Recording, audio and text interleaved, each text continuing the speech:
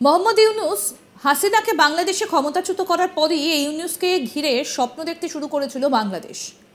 কিন্তু জানেন এই ইউনূস আসলে কি এবং তার নোবেল জয়ের পাশাপাশি অনেক কাণ্ড রয়েছে যা গোপনই থেকেছে। এবং বাংলাদেশে হিন্দুদের উপরে অত্যাচারের খবরে যখন বাংলাদেশ জেরবার, তখনই লন্ডনে গোপনে ইউনূসের বিরুদ্ধে কাজ করে তার কলঙ্কের একটা একটা করে তথ্য তুলে ধরছে এটি। শোনাবো আপনাদের সেই অন্তরালের কথা। যারা গিয়েছে ইউনূসের বিরুদ্ধে 3টে রেফারেন্স মামলা খারিজ করে দিয়েছে উচ্চ আদালত। এই মামলাগুলি খারিজের ফলে বেশ চাপেই পড়ে ইউনূস। এর জেরে ইউনূসের ইনকাম ট্যাক্সের প্রায় 12 কোটি টাকা দিতে হবে। এই খবরটা রীতিমতো শোরগোল ফেলে দেয় গোটা বিশ্বে। অনেকেই বলতে থাকেন এই ইউনূসের এত কীর্তি কীভাবে। ইউনূসকে নিয়ে কোনো খবর শিরোনামে জায়গা করে নিলে দুটো বিষয় সামনে চলে আসে। একটি হলো এক পক্ষ দাবি করে ইউনূসকে হয়রানি করার জন্য এই ধরনের খবর প্রকাশিত হয়, আবার অপর পক্ষ দাবি করে এই ইউনূসের বিরুদ্ধে রীতিমতো ব্যবস্থা নেওয়া উচিত। জার্মানের একটা আন্তর্জাতিক গণমাধ্যম তার প্রতিবেদনে লিখেছে 3টি দাতব্য প্রতিষ্ঠানে দান করার টাকার উপরে কর ইউনূসকে 12 কোটি টাকা কর দেবার আদেশ দিয়েছিল হাইকোর্ট। এটা দেখে আপনার মনে হতেই পারে একজন দাতব্য প্রতিষ্ঠানে দান করার জন্য কেন কর দেবে?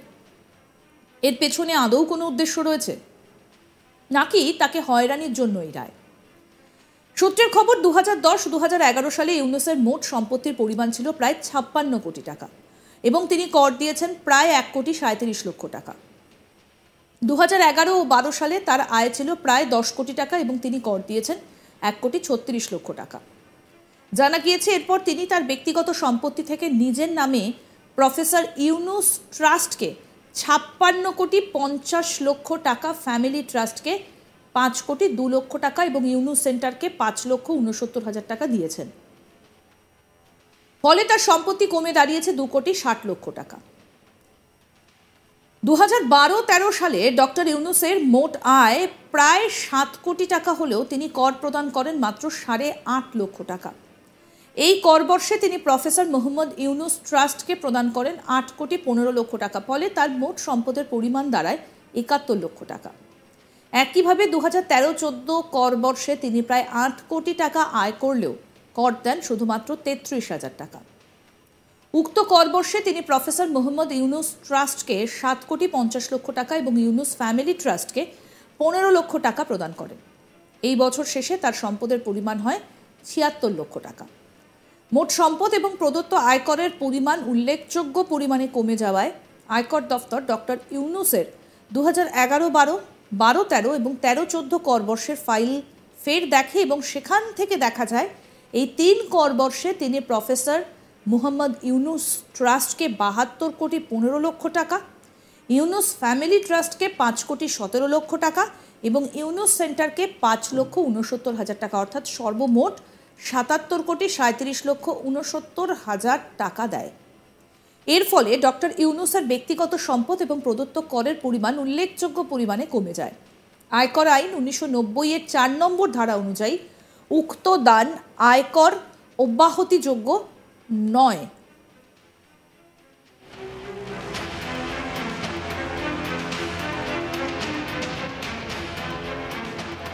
আয়কর অধিদপ্তর ডক্টর ইউনূসকে 26/1/2014 তারিখে 3টে কর বর্ষের জন্য জরিমানা সহ মোট প্রায় 16,84,00,000 টাকা ধার্য করে। ডক্টর ইউনূসের বিরুদ্ধে প্রথমে অ্যাপিলাত রেঞ্জ 3 এর যুগ্ম কর কমিশনার এবং পরবর্তীতে আগিলাত ট্রাইব্যুনালে অ্যাপিল করেন এবং উভয় ক্ষেত্রেই ডক্টর ইউনূসের আবেদন খারিজ হয়ে যায়। এর ফলে চাপে পড়ে যান ইউনূস। সেই কর মকুবের দাবিতে 2015 সালে উচ্চ আদালতে 3টে রেফারেন্স মামলা দায়ের করেন। উচ্চ আদালত উক্ত রেফারেন্স মামলার প্রেক্ষিতে মামলা নিষ্পত্তি না হওয়া পর্যন্ত কর আদায়ের ওপর স্থগিতাদেশ দেয়। রেফারেন্স মামলা দায়েরের প্রায় 7.5 বছর পর 2023 সালে উচ্চ আদালতে উক্ত মামলার শুনানি শুরু হয়। আদালতে ডক্টর ইউনূসের আইনজীবী তার সপক্ষে একাধিক যুক্তি দিতে থাকেন। অপরপক্ষে আয়কর দফতরের আইনজীবীরা বলেন যে উক্ত দান এক কর বর্ষে না হয়ে ধারাবাহিকভাবে 3টে আলাদা আলাদা সালে হয়েছে। উপরন্তু এই সময় ডক্টর ইউনূস আলাদা 2টি ট্রাস্ট সেখানে টাকা দিয়েছে এবং তার বিরুদ্ধে একাধিক অভিযোগ তোলেন। একাধিক শুনানি শেষে উচ্চ আদালত 2023 সালে ডক্টর ইউনূসের দায়েরকৃত রেফারেল মামলা 3টি খারিজ করেন, অর্থাৎ আয়কর দফতরের দাবিকৃত কর ডক্টর ইউনূসকে পরিশোধের নির্দেশ দেন। এইখানে কয়েকটা ব্যাপার লক্ষণীয়। প্রথমত, আদালত সম্পূর্ণ নিরপেক্ষভাবে এবং সরকারের কোনো ধরনের হস্তক্ষেপ ছাড়াই উক্ত রায় প্রদান করেছে। সরকারের হস্তক্ষেপ থাকলে 2015 সালে দায়েরকৃত মামলার শুনানি সম্পন্ন হতে প্রায় 8 বছর লাগার কথা নয়। আর দ্বিতীয়ত, উচ্চ আদালতের মামলা দায়েরের আগে ডক্টর ইউনূস যুগ্ম কর কমিশনার এবং আপিলাত ট্রাইব্যুনালেও অ্যাপিল করেও হেরেছেন। ফলে এটি প্রমাণিত যে আয়কর দফতরে ধার্যকৃত দান কর ন্যায্য। তৃতীয়ত, কর প্রদানের প্রক্রিয়াকে দীর্ঘায়িত করার জন্যই ডক্টর ইউনূস উচ্চ আদালতে রেফারেল মামলা দায়ের করেন। তিনি নিজেও জানতেন তাকে ওই কর দিতে হবে, অন্যথায় তিনি 3,61,00,000 টাকা পরিশোধপূর্বক রেফারেল মামলা দায়ের না করে সরাসরি রিট মামলা দায়ের করতে পারতেন। এবার আসা যাক প্রফেসর মুহম্মদ ইউনূস ট্রাস্ট এবং ইউনূস ফ্যামিলি ট্রাস্টের বিষয়ে। প্রথমটি 2009 সালে এবং পরেরটা 2011 সালে গঠন করা হয়। ট্রাস্ট দলিলের মাধ্যমে গঠিত ওই ট্রাস্ট দুটির চেয়ারম্যানও স্বয়ং ডক্টর মুহম্মদ ইউনূস। দলিলের চেয়ারম্যানকেই ট্রাস্টের অর্থ খরচের সর্বময় ক্ষমতা দেওয়া হয়েছে এবং এটাও উল্লেখ রয়েছে যে উভয় ট্রাস্টি ডক্টর মোহাম্মদ ইউনূস এবং তার পরিবারের সদস্যদের ভরণ পোষণের যাবতীয় খরচ বহন করবেন। অর্থাৎ ডক্টর ইউনূস ট্রাস্টকে অর্থ প্রদানের নামে মূলত নিজেকেই দান করেছেন। তাহলে স্বাভাবিকভাবে প্রশ্ন এসে যায়, ডক্টর ইউনূস কেন নিজের নামে ট্রাস্ট গঠন করে নিজের অর্থই দান করলেন? এর উত্তর খুবই সহজ। মূলত কর ফাঁকি দেওয়ার জন্যই ডক্টর ইউনূস উক্ত দুটি ট্রাস্ট গঠন করে তাতে নিজের ব্যক্তিগত অর্থ স্থানান্তর করেছিলেন, যার প্রমাণ পাওয়া যায় ট্রাস্ট গঠনের পর প্রদত্ত ট্যাক্সের পরিমাণ উল্লেখযোগ্য হারে কমে যাওয়ায়।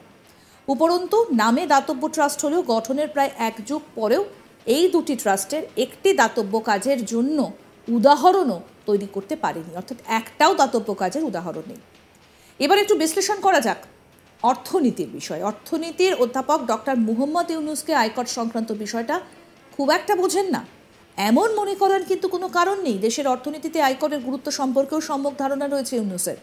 দারিদ্রতা নিয়ে তিনি সারা বিশ্বে অনেক কিছু বলেছেন, অথচ যে আয়করের মাধ্যমে সরকার বিভিন্ন কল্যাণমুখী কাজ বাস্তবায়ন করে সেটি দেবার ব্যাপারেই যেন তার রাজ্যের অনীহা। দুঃখজনক ব্যাপার হলো, ওনার মতো ব্যক্তি আদালতে আয়কর ফাঁকি দেওয়ার জন্য মৃত্যু চিন্তায় দানের মতো তিনি যুক্তি উপস্থাপন করেছিলেন। একজন নোবেল জয়ী এবং আন্তর্জাতিক পরিসরে সুপরিচিত একজন ব্যক্তি হয়েও এমন সততার আশ্রয় নেওয়া নিতান্তই হতাশাজনক। আদালতে সুনিশ্চিত পরাজয় জেনেও তিনি প্রায় 8 বছর ন্যায্য আয়কর দিতে দেরি করেছেন।